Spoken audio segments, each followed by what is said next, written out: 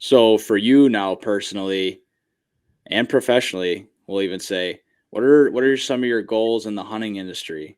So personal and professional. What do you think is on your list to obviously we've already checked one of those as bringing in more kids.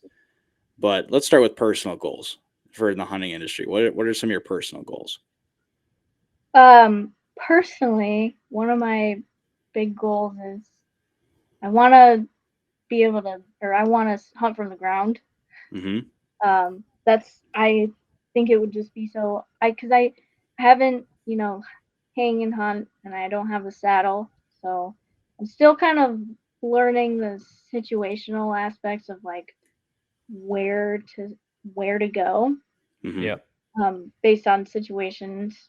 So I think hunting from the ground. I listened at Deer Fest. I talked to a couple guys from Whitetail Adrenaline, and they were talking about hunting from the ground, and I was Yeah. like, that just sounds really cool. And then there was a little kid that came up too, and he was talking to them about how he shot a deer hunting from the ground. I'm like, well, if he can do it, I can do it. Right. I have hunted deer from the ground once, but that was because I fell out of my tree stand, so I just didn't want to climb back up. But I saw a lot of deer from the ground, which I Ouch. didn't So think I would. it's Well, not because you're scared of heights, is it, Maya? No, no, you're such a trooper for that. Like falling out of a tree stand and then getting right back Just at keep it. going. it No Yeah. quit wasn't. in you. It wasn't like a bad fall. It was Oh, well, that's good at least. So I and the to bring up hunting on the ground, Brooks, who we had on last week, if you listen to the podcast with him, he suggested hunting on the ground for early Yeah. season and how that can prove beneficial in just learning how to hunt. So if you haven't listened to that podcast with Brooks, I recommend you do. We've heard a lot of good things from you guys, which is great. We love to hear your feedback on the podcast, but he offers a lot of great information to enlighten us about early season hunting. So that was great talking with him. So after you're done listening to this podcast, make sure to listen to that one and all of our other ones too. Yeah. So I guess you asked professionally Yep. Yep. what You my beat me to the goals would punch. be. Yeah. I don't know if this would fall under the category of professionally, but Go for it. I have been actively looking recently. I live in the Madison area now, and I want to join like some kind of group, Hmm. league, or something, just to get involved and meet more people around. Sure. I'm having a really hard time coming across groups that are open to women for the most part. There's no like, it doesn't have to be a women's only group, but when you research, I've done a lot of research on them and haven't gone to any meetings yet, but I'm afraid that I'm like coming across the local old men that just go to the meetings, and Yeah. And that's a it's shame that, intimidating. It is yeah. intimidating as a young girl or young Yep. woman going to that kind of stuff and being comfortable speaking up. Yeah. Um, so I would like to either find a group or maybe eventually like develop, like plan a league or something with some girls around here, um, just to get people more involved. Yeah. And I guess speaking from my perspective, I want whoever and whatever to come out and experience what we all get to experience because I hate gatekeeping. I think it's Hmm. super selfish and I think that it does nobody any good. Um, so having that opening environment to welcome everybody that gets it just makes our sport look a lot better. And when we get Yep. the people who gatekeep and it's the good old boys club, at just having beer after going trap shooting or whatever, it does nobody any good. It doesn't give us a good Hmm. look as outdoorsmen, and like we said before, this sport is for anyone. And I want to make Right. that clear on this podcast is that if you have the same kind of hesitancy to go out, we all put our pants on the same way, right?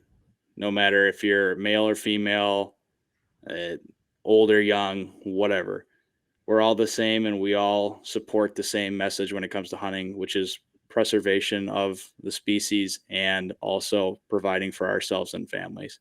So, there's a lot of opportunity out there. And Facebook groups, I mentioned before on one of our podcasts, Facebook groups are a really good way to network too, and kind of get a feeler out, and even throwing out a message in a Facebook group and saying, hey, I want to start a league with some people, or I want to start shooting around the area. Anybody interested? A lot of people have, commented to me about waterfowl hunting. When I've sent out messages, and a lot of guys are willing to go, say, hey, I don't have decoys, but I'll chip in for gas, or I got decoys if you got a field. That's a whole nother tangent. So I got to reel it back in here and let us get back to our last segment. What do you think is going well in the industry, and what is failing?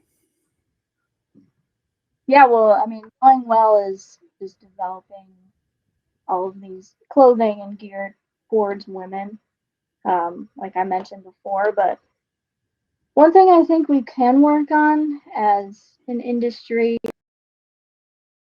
and this is kind of sad to say, but it's mostly women to other women, from what I've experienced, is just the criticism in, what gear you're wearing. I hear a lot of controversy on blaze pink, which I think Wisconsin was the first state to legalize blaze pink in like 2016. Forward. And yeah. Yeah, right?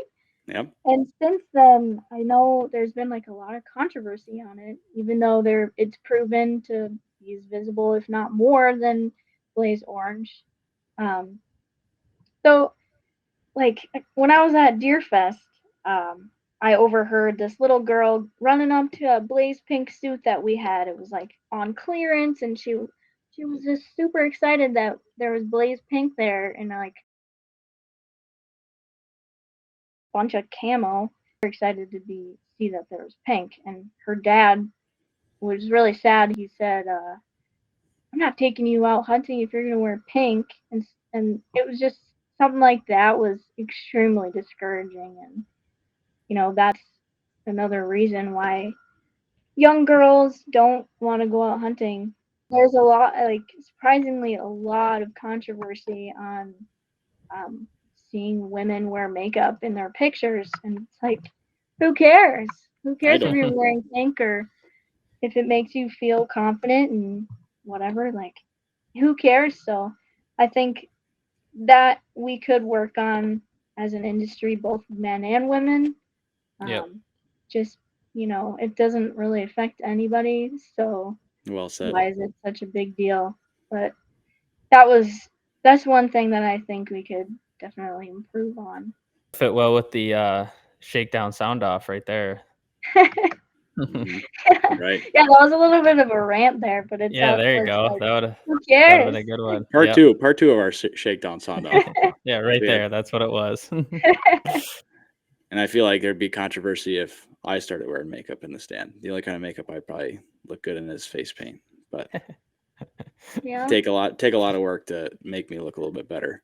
Yeah, and you'd be scared of the dark. So yeah, it doesn't make me any nobody less likes scared. going out in the dark, and if Right. they say they do, there you go. At Jared Carney. We need a running tally, either behind you or behind me, Sam, of how many people we know that are scared That's of the dark. so true. We gotta put it right here. Yep. So yes. Next podcast. Yep. Next That'll be the podcast, question we ask every guest gets asked that question from now on.